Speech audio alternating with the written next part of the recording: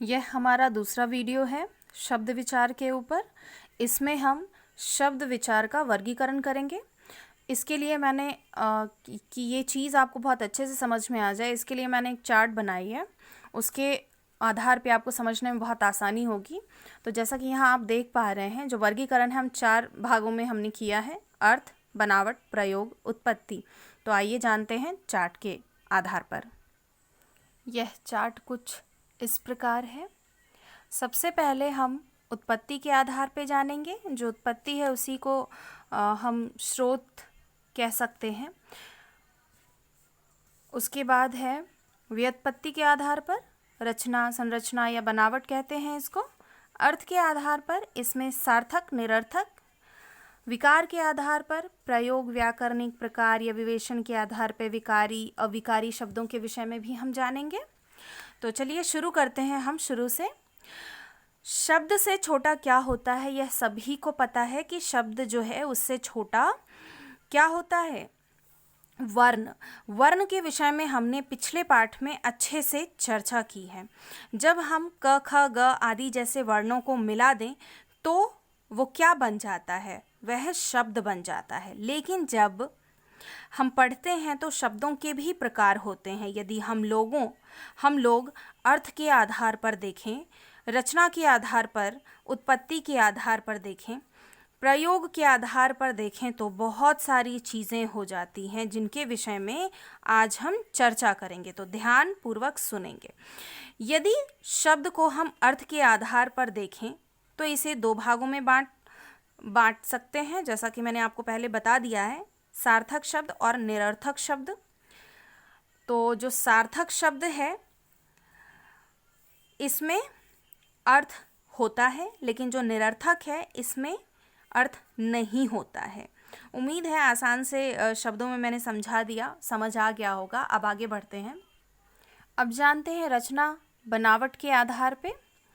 तो यहाँ पे रूढ़ शब्द, यौगिक शब्द, योग रूढ़ शब्द आता है। तो ऐसे शब्द जो किसी विशेष अर्थ को प्रकट करते हैं, लेकिन अगर उनके टुकड़े कर दिए जाएं तो निरर्थक हो जाते हैं। ऐसे शब्दों को रूढ़ शब्द कहा जाता है, जैसे जल, कल, जप आदि। जल यानी कि हम पानी समझ रहे हैं, लेकिन ज अलग कर दूं और ल अलग कर दूं तो इसका कोई भी अर्थ नहीं निकल के सामने आता है, इसीलिए यह रूढ़ शब्द है। वैसे ही कल को अलग कर दूं और ल को अलग कर दूं, ल को अलग कर दूं तो इसका भी कोई अर्थ नहीं निकलेगा, यह सिर्फ एक वर्ण रह जाएंगे। तो ऐसे शब्दों को ही हम रूढ़ शब्द कहते हैं। अब आते हैं यौगिक शब्द में।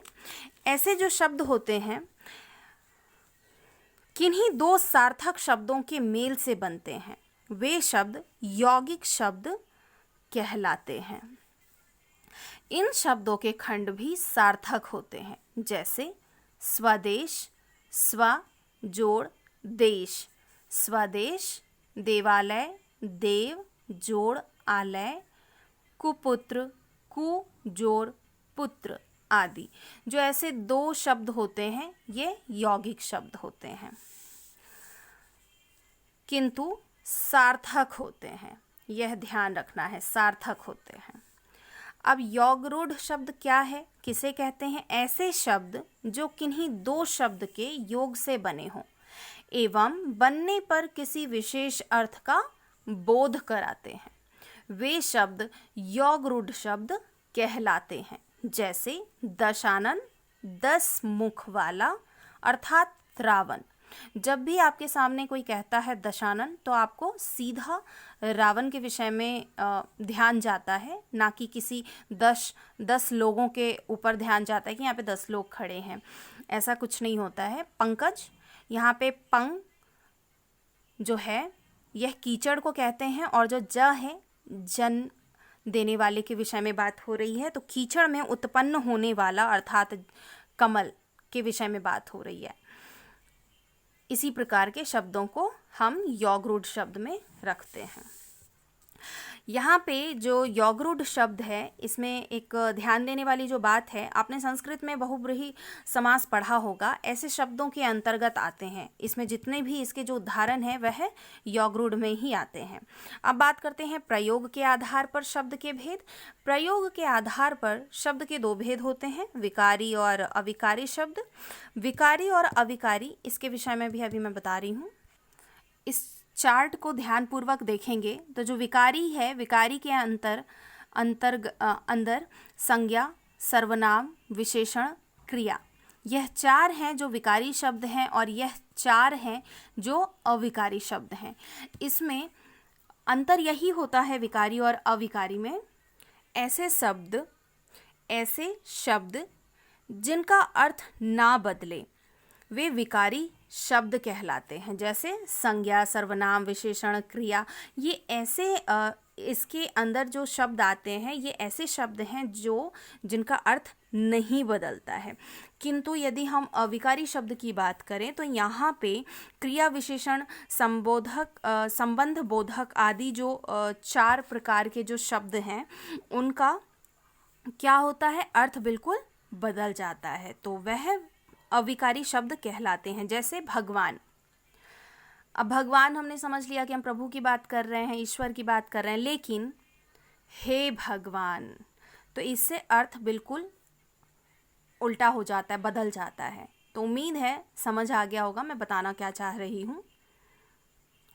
यहाँ पे यदि मैं बताऊं कि जो विकारी शब्द है, विकारी शब्द में जैसे कि आप देख रहे हैं बच्चा शब्द, यह लिंग, वचन एवं कारक के अनुसार परिवर्तित हो रहा है, अतः यह विकारी शब्दों के अंतर्गत आएगा। अविकारी शब्द भी हमने जान लिया, जैसा कि हम जानते हैं, किंतु जैसे शब्द लिंग, वचन, कारक आदि बदलने पर भी अपरिवर्तित रहेंगे, अतः यह उदाहरण अविकारी शब्दों के अंतर्गत आएंगे। हाँ, बहुत कठिन जो शब्दों का प्रयोग है मैंने किया है, लेकिन बहुत आसान से शब्दों में भी बताने की कोशिश मैं कर रही हूँ ताकि आपको बहुत अच्छे से समझ आ जाए। उसके बाद है उत्पत्ति के आधार पर शब्द के भेद। अब जो उत्पत्ति है यह इसके आधार पे हम जानेंगे, यानी कि स्रोत के आधार पे जानेंगे। जो तत्सम है, तद्भव है, देशज, विदेशी, अब यह क्या है इसके विषय में हम जानेंगे, लेकिन इसका मैं ऑडियो भेज दूंगी, आपको ध्यान से सुन लेंगे और आपको बहुत अच्छे से समझ में आ जाएगा। मैं पुनः उसमें कुछ चीज़ों को फिर से दोहरा दूंगी, आपको समझने में काफ़ी आसानी हो जाएगी और यह पाठ पूर्ण हो जाएगा। तो इसके साथ साथ मैं आपको इसके प्रश्न उत्तर भी दे दूंगी।